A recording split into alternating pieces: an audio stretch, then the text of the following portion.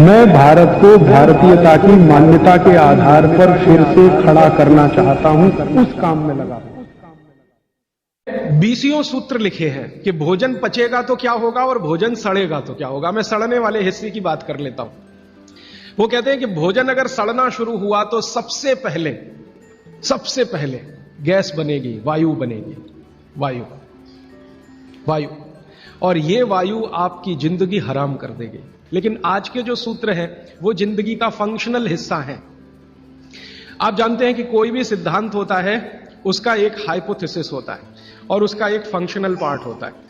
तो आज से जो शुरू हो रहा है वो फंक्शनल पार्ट है। इस फंक्शनल पार्ट में सबसे पहला सूत्र भागवत जी का। भागवत जी के लिए उनके 7000 सूत्र सभी महत्व के हैं, सभी महत्व के। उन 7000 में से मैंने कुछ चुनकर निकाले हैं जो मुझे लगता है 2007 के हिसाब से बहुत महत्व के हैं। हो सकता है 3500 साल पहले कोई सूत्र बहुत महत्व के हों और अब 2007 में हमारी जीवन शैली के हिसाब से वो उतने महत्व के ना हो, क्योंकि भागवत जी ने जिस जीवन शैली में रहते हुए वो सूत्र लिखे हैं वो ऋषि मुनियों की जीवन शैली है। आपकी जीवन शैली और ऋषि मुनियों की जीवन शैली में थोड़ा अंतर है। तो आपकी जीवन शैली के हिसाब से मैंने जो सूत्र निकाले और जिनको मैं महत्व का क्रम देता हूं उसमें सबसे पहला सूत्र, संस्कृत में वो कहते हैं कि पेट जिंदगी भर आपका अच्छा रहे, दुरुस्त रहे। इसका मतलब यह है कि आप जो कुछ भी खा रहे हैं उसका ठीक से आप पाचन करते रहे। वो कई बार ये लिखते हैं अपने सूत्रों में कि खाना महत्व का नहीं है, खाने को पचाना महत्व का है। आपने खाने को खाया ये इतना महत्व नहीं है, जिसको आपने खाया उसको पचाया ये ज्यादा महत्व का है। क्योंकि भोजन पचेगा तो रस बनेगा, उसी रस में से मांस, मज्जा, रक्त, मल, मूत्र, वीर्य, मेद ये सब बनेगा, अस्थियां बनेंगी और वही आपके शरीर के लिए आगे जीवन में काम आएंगे। तो खाया वो महत्व का, उससे भी ज्यादा महत्व का खाया हुआ पचाया। तो वो कहते हैं कि पेट हमेशा दुरुस्त रहे, माने पाचन क्रिया आपकी हमेशा अच्छे से चलती रहे। इसके लिए पहला सूत्र उन्होंने लिखा भोजनांते विषम वारी। ये पहला सूत्र मेरे हिसाब से, उनके हिसाब से नहीं, मेरे हिसाब। पहला सूत्र भोजनांते विषम वारी। इसका सीधा सा अर्थ है भोजन के अंत में पानी पीना विष पीने के बराबर है। सूत्र यह है भोजन अंते, भोजनांते। आप जानते हैं संस्कृत में मिला के कहने की परंपरा है। भोजन अंते माने भोजन के अंत में, भोजनांते विषम वारी। विष समझते हैं आप, जहर, जहर जैसा क्या है? पानी। भोजन के अंत में पानी जहर के जैसा है, विष के जैसा है। यह सूत्र है। अब इसको थोड़ा व्याख्यायित करता हूं ताकि समझ में आए। भोजन के अंत में पानी विष के जैसा है, यह बात वो कह रहे हैं। इसको समझना चाहिए कि क्या कह रहे हैं। सूत्र उतना ही है, समझने के लिए मैं आपको बहुत उदाहरण दूंगा ताकि आप जल्दी पता कर पाए। भागवत जी ने एक सूत्र में यह कहा है कि हमारा जो शरीर है इसका जो मुख्य स्थान पेट है, इसमें एक स्थान होता है पेट के अंदर, नाभि, लेफ्ट साइड में, नाभि से थोड़ा ऊपर जहां मेरा हाथ रखा हुआ है, इस स्थान को कहते हैं जठर। संस्कृत में कहते हैं जठर, हिंदी में कहते हैं आमाशय। जठर, आमाशय, अंग्रेजी में चाहे तो एपिगैस्ट्रिकम। तो ये जो जठर स्थान है, भागवत जी कहते हैं कि इसमें अग्नि प्रदीप्त होती है, उसी को कहते हैं जठराग्नि। जठर अग्नि, जठराग्नि। तो वो कहते हैं कि जो आपका जठर स्थान है इसमें अग्नि प्रदीप्त होती है और भोजन जो कुछ भी आप करते हैं वो पहले जठर में ही जाता है, आमाशय में इकट्ठा होता है, वहां अग्नि प्रदीप्त होती है। वो अग्नि भोजन का पाचन करती है। यह है महत्व की बात। अब अग्नि प्रदीप्त हुई, आपने भोजन किया, अग्नि प्रदीप्त हुई। और भागवत जी इसके लिए एक सुंदर श्लोक लिखा है, लंबा है लेकिन हिंदी में बताता हूं। वो ये कहते हैं कि खाते ही अग्नि प्रदीप्त होती है, ऐसे ही जैसे आप बिजली के स्विच को ऑन करते ही लाइट जलती है। ये ऑटोमेटिक है, अपने आप होती है। आपने रोटी का पहला टुकड़ा मुंह में डाला और जैसे ही टुकड़े को चबाना शुरू किया, लार बनना शुरू हुआ, तुरंत अग्नि प्रदीप्त हो जाती, पहले ही टुकड़े में। तो ये अग्नि प्रदीप्त हुई।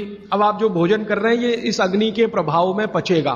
तो भोजन के पचने की क्रिया में पहले भोजन रस में बदलेगा।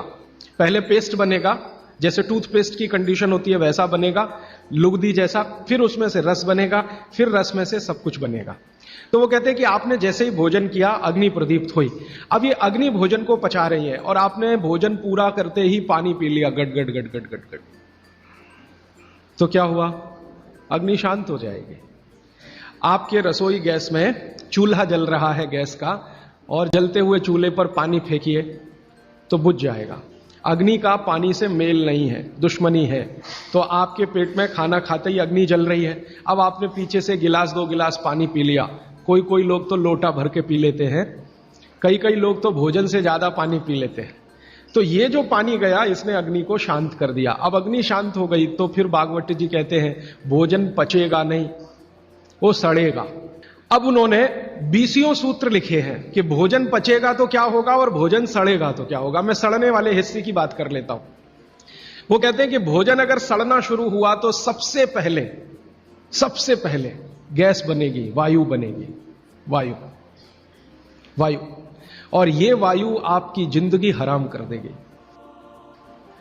और ये वायु की तीव्रता जब बढ़ेगी तो गले में जलन होगी, छाती में जलन होगी, पेट में जलन होगी। फिर और ज्यादा तीव्र अगर ये हो गई वायु तो ये शरीर में जाएगी, घूमेगी, क्योंकि वायु को पकड़ना मुश्किल है, जहां स्थान मिलता है वहीं जाती है। तो ये वायु पूरे शरीर में घूमेगी तो सिर घूमेगा, आपको चक्कर आएंगे, सिर में दर्द होगा, पीठ में भी दर्द हो सकता है, हृदय स्थान पे भयंकर दर्द हो सकता है। कई बार तो इतना दर्द होता है कि आपको लगेगा कि हार्ट अटैक आ गया, लेकिन वो वायु का दर्द है, हार्ट अटैक नहीं। और ये जो वायु बनी भोजन के सड़ने से, इसी वायु में से भागवत जी ने सूची बनाई है कि 103 रोग पैदा होंगे। 103। सबसे पहला रोग है उसमें एसिडिटी, हाइपर एसिडिटी। ज्यादा दिन अगर आपने ये चक्कर चलाया पानी पीने का तो अल्सर, पेप्टिक अल्सर, और ज्यादा दिन चक्कर चलाया तो बवासीर, मूढ़व्याध, भगंदर, ये सब रोगों की सूची है। और अंत का एक रोग है कैंसर, कर्क रोग। 103वें नंबर पर उन्होंने लिखा है कर्क रोग। माने एसिडिटी से शुरू होकर आप कैंसर तक की यात्रा कर सकते हैं। तो वो ये कह रहे हैं कि जिस काम से वायु पैदा हो और वो वायु आपके सड़े हुए भोजन में से निकले, और बाद में भागवती जी कहते हैं, वो भी बता देता हूं, वो दूर का सूत्र है लेकिन यहीं पे ले आता हूं उसको, कि आपका जो भोजन सड़ेगा, इसको ध्यान से सुनिएगा, तभी भोजन में से, भागवती जी के शब्द दूसरे हैं, मैं आज के शब्द इस्तेमाल कर रहा हूं, तभी कोलेस्ट्रॉल बनेगा। सड़े हुए भोजन का ही बाई प्रोडक्ट है कोलेस्ट्रॉल। अगर भोजन का पाचन हुआ तो कोलेस्ट्रॉल शून्य रहता है, वो कोलेस्ट्रॉल जो आपको हानि पहुंचाता है। आप जानते हैं शरीर में 2 तरह का कोलेस्ट्रॉल है, एक गुड और एक बैड। अच्छा कोलेस्ट्रॉल माने HDL, हाई डेंसिटी लिपोप्रोटीन। खराब कोलेस्ट्रॉल माने LDL और उसका छोटा भाई VLDL, very low density lipoprotein. तो भागवती जी कहते हैं कि ये जो खराब कोलेस्ट्रॉल है वो रक्त में तभी आता है जब भोजन पेट में सड़ता है। इसका माने जिनको कोलेस्ट्रॉल बढ़ रहा है या बढ़ा हुआ है वो ध्यान दें, उनको भोजन पच नहीं रहा, उनका भोजन सड़ रहा है। तो कोलेस्ट्रॉल बढ़ेगा तो हार्ट अटैक भी आएगा, कोलेस्ट्रॉल बढ़ेगा तो घुटने भी जड़ हो जाएंगे, सारी संधियां आपकी एकदम कड़क हो जाएंगी, आपको चलना फिरना मुश्किल हो जाएगा, 10 कदम चलना मुश्किल हो जाएगा। तो वो ये कहते हैं कि जब 103 बीमारियां एक छोटी गलती से आती हों तो वो गलती कभी करना नहीं, माने भोजन के बाद कभी पानी पीना नहीं। और एक 2 चीजें हैं इसी क्रम में कि किसके साथ क्या खाएं, किसके साथ क्या नहीं खाएं।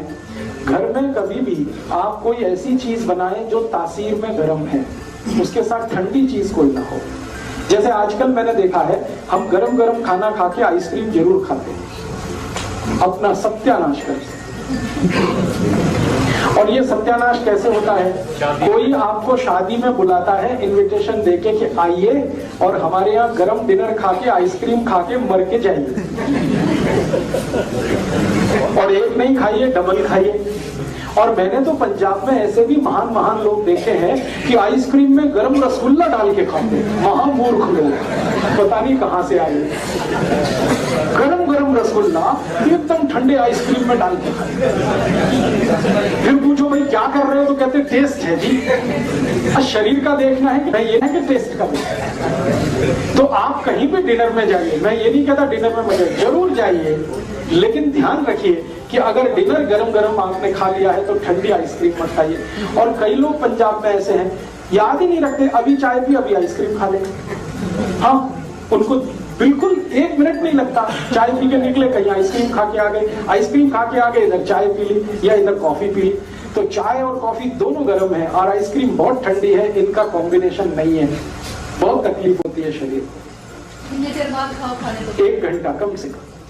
गर्म चीज खाने के 1 घंटे के बाद ठंडी चीज, या ठंडी चीज खाने के 1 घंटे के बाद गर्म चीज। और वैसे मैंने कल आपको सूत्र बताया था, ठंडा कुछ खाना ही नहीं है, क्योंकि आइसक्रीम तो 10 डिग्री से कम की है, वो शरीर को तकलीफ ही देने वाली है। तो आप बोलेंगे फिर आइसक्रीम को कैसे खाएं? गर्म करके खाइए। अगर आइसक्रीम खानी है तो उसको गर्म करिए। मैं एक अमृतसर गया था एक बार, तो अमृतसर में एक बहुत अच्छी चीज, शायद यहाँ भी होगी, कुल्फी। ये जो कुल्फी है, इसको थोड़ा गर्म करके खा लीजिए, आइसक्रीम से बेटर है, 1000 टाइम्स बेटर है। क्यों? हाँ, रबड़ी खाइए ना, तो कुल्फी वो शायद रबड़ी की ही बनाई, खूब दूध गर्म करके रबड़ी जैसा हो जाता, फिर कुल्फी जमाते। तो कुल्फी को थोड़ा गर्म करेंगे तो वो रबड़ी जैसा ही हो जाता, वो खाने लायक है। माइक्रोवेव से अच्छा है गैस का चूल्हा। तो आप जो है रबड़ी खाइए, आइसक्रीम छोड़ दीजिए, कुल्फी पे आ जाइए और कुल्फी को हल्का गर्म करके खाइए, वो आपके लिए बहुत मुफीद है। कारण एक ही है कि आइसक्रीम में जितने केमिकल्स हैं, कुल्फी में एक भी नहीं। कुल्फी में दूध ही दूध है, वो भी अच्छे से गर्म किया हुआ है, बस उसको ज्यादा ठंडा कर दिया तो वो जम गया है। आप उसका ठंडापन निकाल के खा लीजिए, करके खा। हाँ। और नहीं तो एक आखिरी ऑप्शन बताता हूँ, खाना ही है आपको, तो मेरा ये कहना है कि उसको सलीके से खाइए। जैसे आप कुल्फी खा रहे हैं ना, तो उसका तरीका ये है कि पहले उसको मुंह में रखिए, थोड़ी देर कुल्फी का टुकड़ा काट के मुंह में रखिए और उसको घुमाइए, तो जो लार है वो उसको अपने आप गर्म कर देगी। जब हल्की गर्म हो जाए फिर अंदर ले जाए। ये लास्ट ऑप्शन है। जब खानी ही है तो मेरी बात तो मानिए, उसको गर्म करके खाइए। खानी ही है तो थोड़ी देर मुंह में रखिए, उसको घुमाइए, थोड़ी लार से वो गर्म हो जाएगी, फिर आप